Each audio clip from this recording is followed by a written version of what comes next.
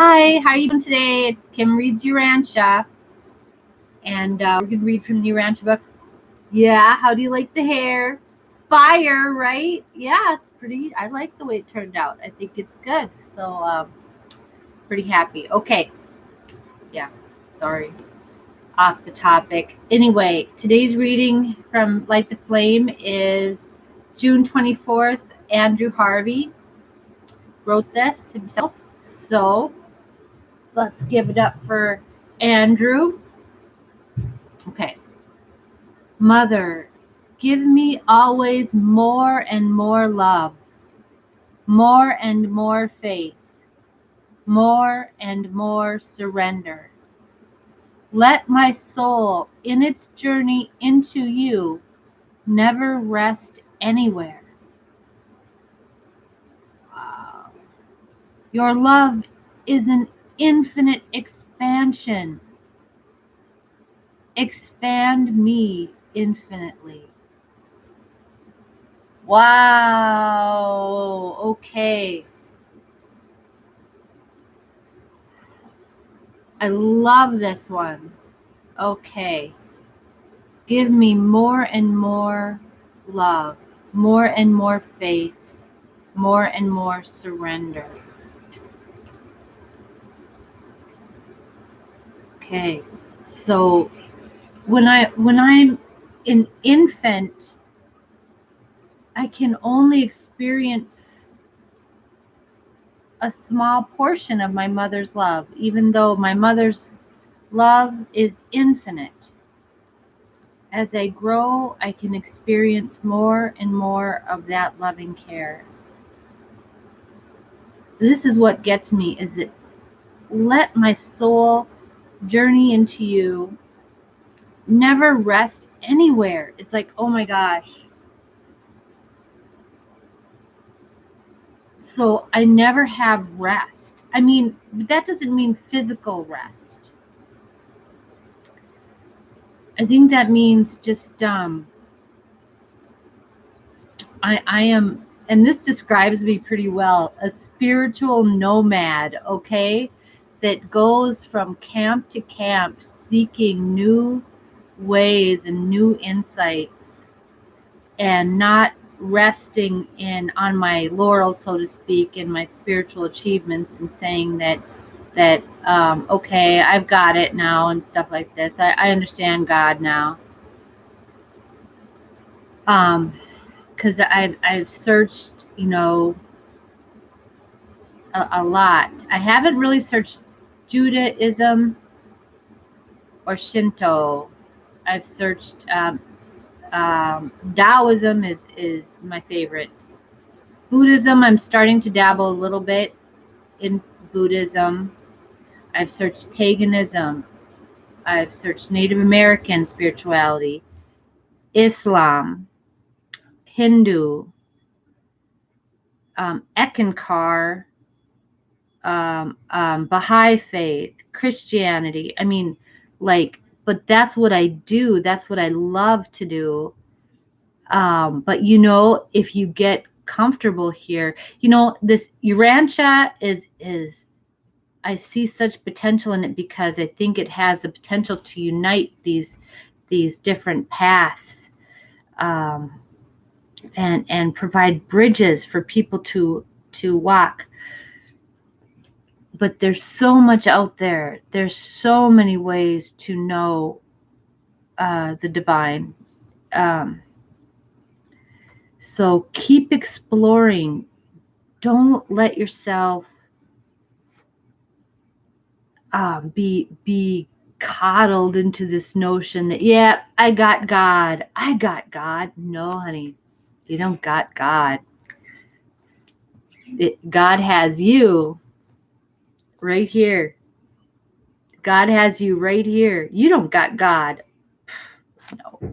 No. Yeah. Expand me infinitely.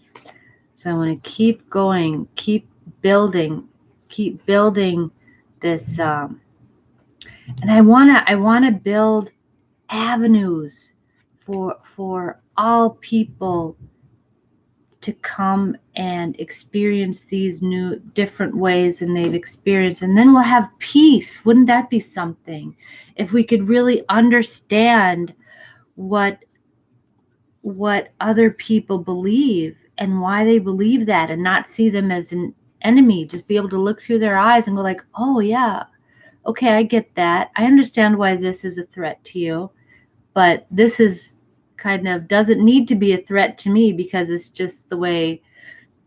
Yeah. So you know, so you're just expanding. The more you do that, and remember, yeah, you're not only expanding your own reality, you're expanding reality potentials for people around you to connect. Yeah, it's so good.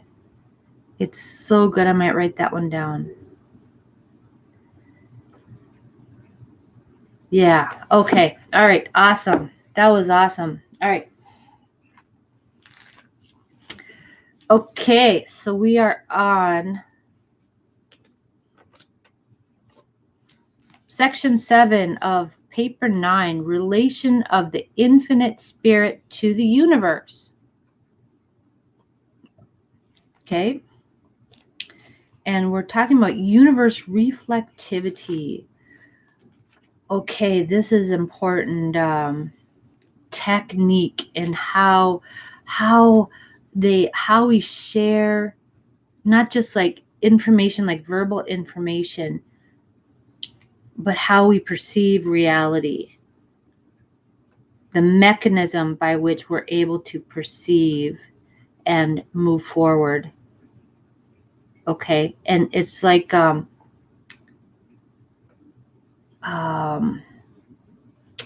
we live in a hall of mirrors. Okay, imagine, I always think of this fun house. Remember those fun houses? You went in and you couldn't tell where was the way, where was the mirror, where was the glass, you know? And you're trying to figure that out. How do you get through it? Which way do you go? And you're bumping into everything and you get really frustrated. And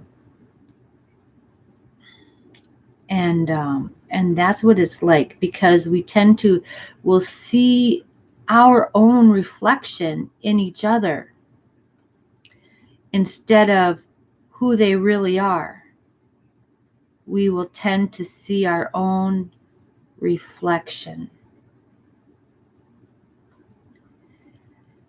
And they will tend, if they like us, or maybe even if they're afraid of us, people will tend to reflect back to us what they think we want to see instead of who they really are.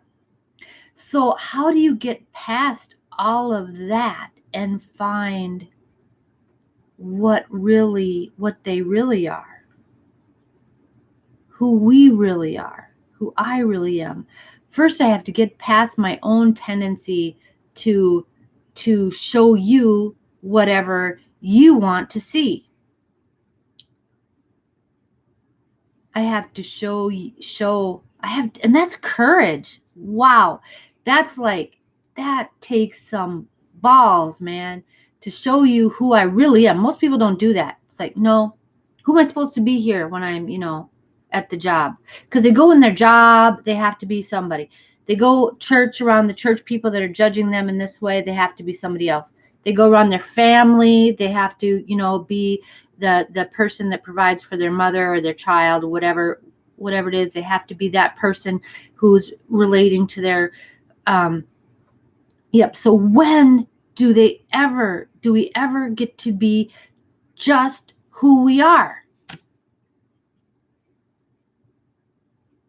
Okay, so that's something you have to find the courage to be, and you have to demand for yourself from God and from those people around you. Demand that freedom, because when you go there and you're trying to be in the little trying to be a good church going person. You're trying to be, good family. You know what I mean? You're trying to be this, or you're trying to get with your friends and you're trying to be rebel attitude and the coolest guy on the block. Those are all little prisons. And we bounce around from this prison over here and we get tired of that one. So we're going to go hang out with our friends and be in a different kind of prison, but it's still a prison. And then you go over here and you're going to be in that prison. And it's all, so from the people around you and from God, because you have to know that this is your birthright. This is what God the Father gave to you, is the freedom to be exactly who you are. And you have to demand that for yourself. That's loving yourself. That's the ultimate in self-love. I get to be who I am really. And if there's somewhere that I go that they're not letting me be who I really am, then I ain't going back there. I don't need to. There's a lot of places I can go now today where I am appreciated exactly for who I am. And that's where I know I'm loved and where I can love genuinely. And so many in the people in the world, they just don't have that. And that's tragedy to me beyond words. And but that's a little bit off the top. I haven't even read this yet, so I'm going way off on what I perceive myself as reflectivity. But this reflectivity is a technique that the universe uses. Okay, but it's something, it can be mishandled like any tool, right? So we as humans, will tend to use this in our own misguided way and use it against each other in this way to try to gain control of each other, to try to, to try to gain whatever we can from relationships or whatever. But anyway, I'm going to read this. It's not that long, but besides all that misuse, this is a sublime technique of how deities communicate with each other and relay information. Okay.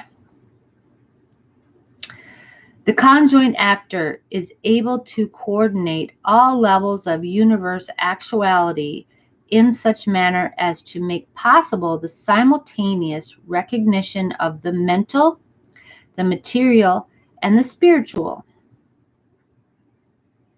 This is the phenomenon of universe reflectivity, right? Okay, and that unique and inexplicable power to see, hear, sense, and know all things. My air conditioner comes on. I'm afraid you can't hear me when that comes on, so I hope you can hear me. Okay, this phenomenon of universe reflectivity, that unique and inexplicable power to see, hear, sense, and know all things as they transpire throughout a super universe, and to focalize by reflectivity all this information and knowledge at any desired point. The action of reflectivity is shown in perfection on each of the headquarters worlds of the 7 super universes. It is also operative throughout all sectors of the super universes and within the boundaries of the local universes. Reflectivity finally focalizes in paradise. Okay, so this is like all these mirrors that are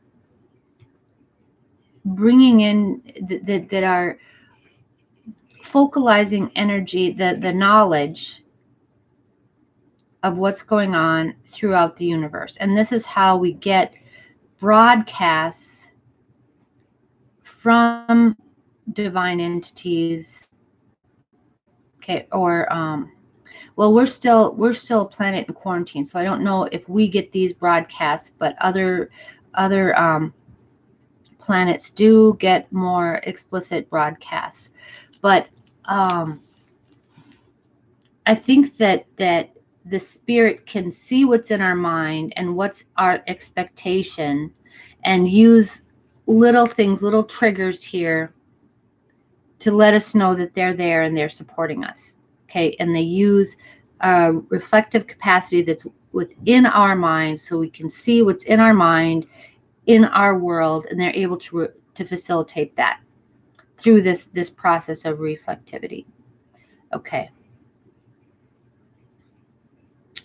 I'll give you a little story. You know, I've got, like, on my Spotify, my songs that my playlist, you know, I've got over 900 songs, 900. Okay. So I'm listening to that here.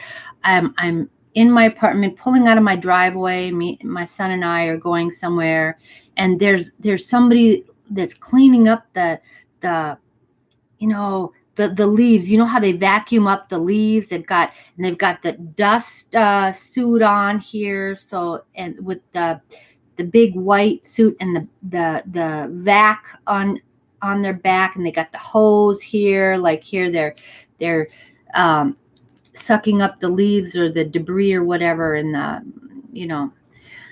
Okay, so I'm pulling out of the driveway. I look at that guy, and I say to Lincoln, my son, I say, "Hey, who you gonna call? Ghostbusters, right?" So what's the song right that second? Here on my Spotify comes Ray Parker Jr. You know, who you gonna call? Ghostbusters song. And I'm like, holy cow. Okay, they knew that, and they lined that up just perfect. So watch for little things like that. They'll tell you, you know, and when you're open to the possibility that happens more, you'll be able to see these things come. Yeah. So that's about communication. And when that's used positively, okay, reflectivity, I talked about the negativity. When we use this property positively, you know, like reflective listening, right? Okay, so I can listen to somebody and I can tell you, okay, this is what I hear you saying. And then you can explain to them what I heard, and then they can tweak that. So it's a matter of adjustment here. So we can use this to refine our perceptions of reality, to zone in on what's important in any particular communication. So this is it's a sublime technique, but it can go haywire when it's used inappropriately. Okay, so maturing is learning how to use this in a good way. Okay, yeah. All right, so let's keep reading here. So the phenomenon of reflectivity, as it is disclosed on the super-universe headquarters worlds in the amazing performances of the reflective personalities there stationed, represents the most complex interassociation of all phases of existence to be found in all creation. Okay.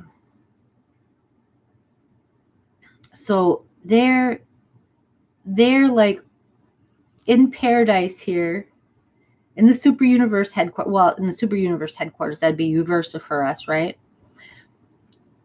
So as it is disclosed on the super universe headquarters worlds and the amazing performances of the reflective super represents the most complex interassociation of all phases of existence to be found in all creation. Lines of spirit can be traced back to the sun, physical energy to paradise, and mind to the third source. But in the extraordinary phenomenon of universe reflectivity, there is a unique and exceptional unification of all three, so associated as to enable the universe rulers to know about remote conditions instantaneously, simultaneously, with their occurrence.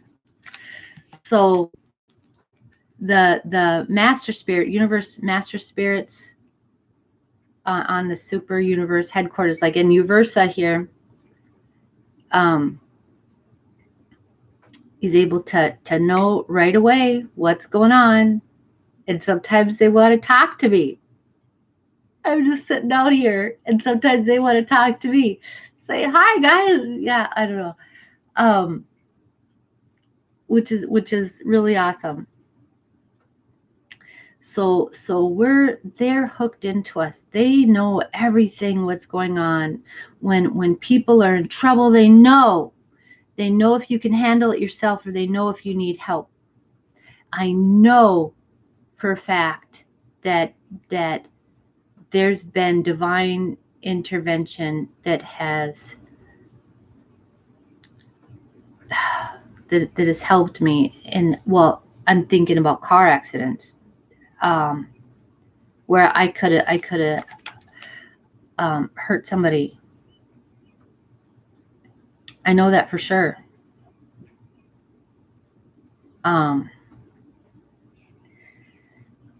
So they know when I'm in trouble. They know when things are happening. They know when I'm checking out a dude with a Ghostbusters outfit on. Okay, they know what's going on everywhere. Okay, because of this. That's like, like the Matrix. He's got all these TVs. Right, he's in the control room with all the TVs on. Yeah, that's trippy. Yeah. Okay. Much of the technique of reflectivity we comprehend, but there are many phases which truly baffle us. We know that the conjoint actor is the universe center of the mind circuit, that he is the ancestor of the cosmic mind. Okay, that the cosmic mind operates under the dominance of the absolute mind gravity of the third source and center. Okay, so that is collective consciousness. Okay, so when yeah, but people who are going off on their own, they're not in that circuit, because they're just responding to their own ego drives. So that's some irresponsible religious leaders just responding to their own ego drives and their own material needs. So you got to remember that that's not in that.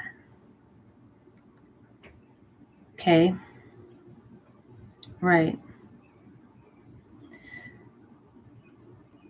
And that can be some really tragic circumstances where you can get a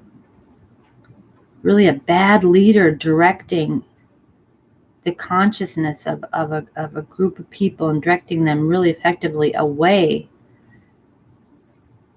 from collective, well-being. But I can't worry about that too much. It happens. Okay.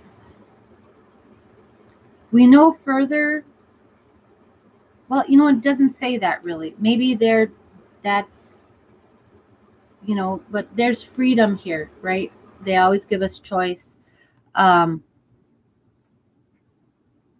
guess I don't know to what extent those, unscrupulous religious leaders are responding to the, third source and center. We choose to accept that influence, though. Okay. We know further that the circuits of the cosmic mind influence the intellectual levels of all known existence.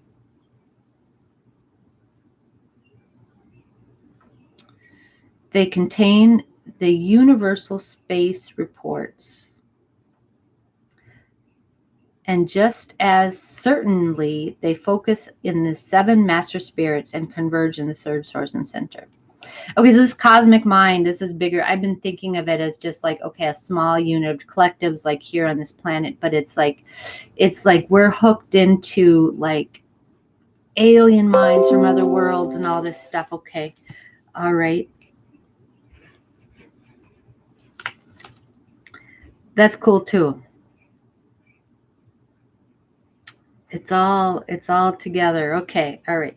The relationship between the finite cosmic mind and the divine absolute mind appears to be evolving in the experiential mind of the Supreme.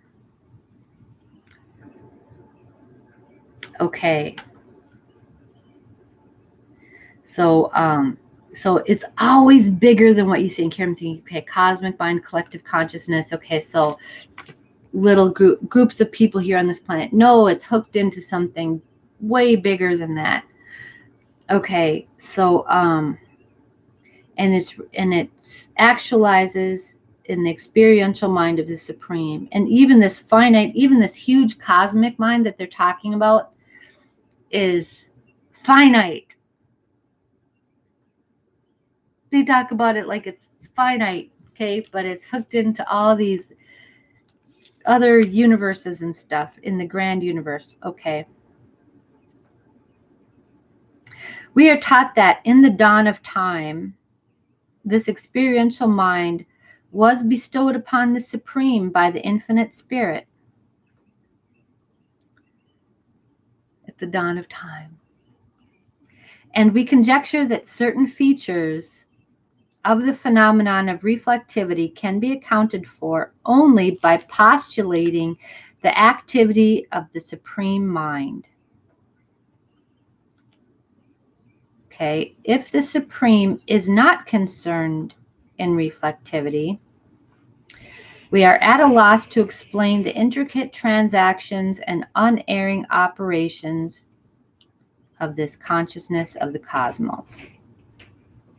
So the Supreme must be involved, because the angels, they can't explain this if the Supreme isn't involved in this. The intricate transactions and unerring operations. So, because it's a finite thing, it's not perfect, and the Supreme itself is evolving. So these finite, imperfect forces are working together to achieve this transfer of information, reflectivity. Well, and that's about will too. It's about intent. The universe has this pervasive intent that we as humans should succeed. And they are intending that for us all the time. They're rooting for us all the time. Reflectivity appears to be omniscience within the limits of the experiential finite, and may represent the emergence of the presence consciousness of the Supreme Being. Okay. If this assumption is true, then the utilization of reflectivity in any of its phases is equivalent to partial contact with the consciousness of the Supreme. Okay, so remember, Supreme Being, and and I have to remember, you guys, that these here, this is my interpretation. This is Urantia plus Kimism. Okay, it's just me. You don't have to adopt my my take on it. Okay, Supreme Being, though, to me is a network of all the experiences of all the beings in the cosmos. Okay, so those experiences are filed in like a database, and then we can hook into that. When it's complete, we'll be able to hook into that and know intimately the experiences of other beings in the universe here. And right. Okay, so when we're experiencing reflectivity, okay, it's omniscience within the Supreme Being. So we're being able to somehow like reflect those experiences, whatever experiences, back to us through the Supreme Being. And the Supreme Being is the Father of Magiston, who is the master of the process of reflectivity.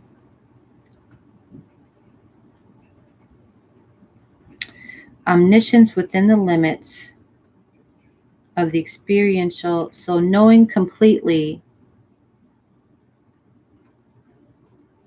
right?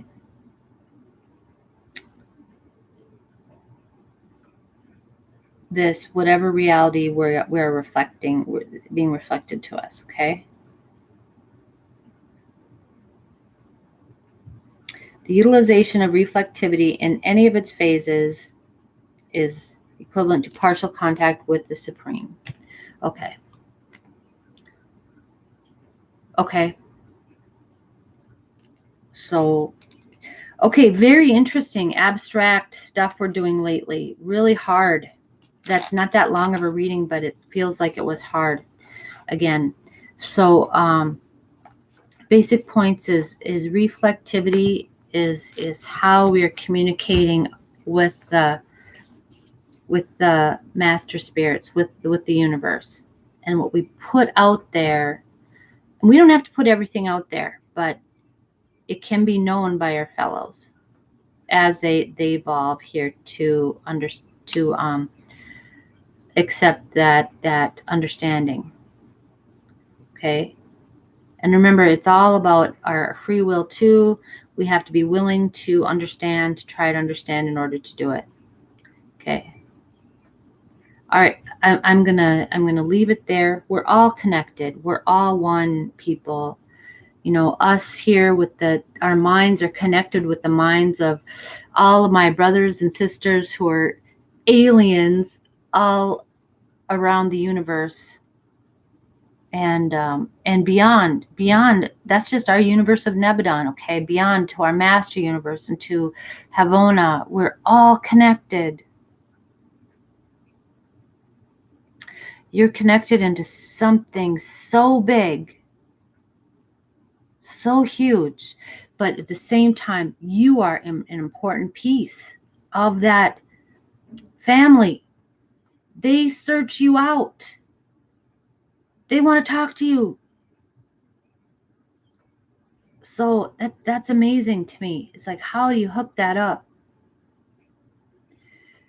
But yeah, it's true. I believe it. So, all right. Okay. I'm gonna let you go. This ran long again. Okay. Thank you for staying with me. Have a really good day. Okay. Bye.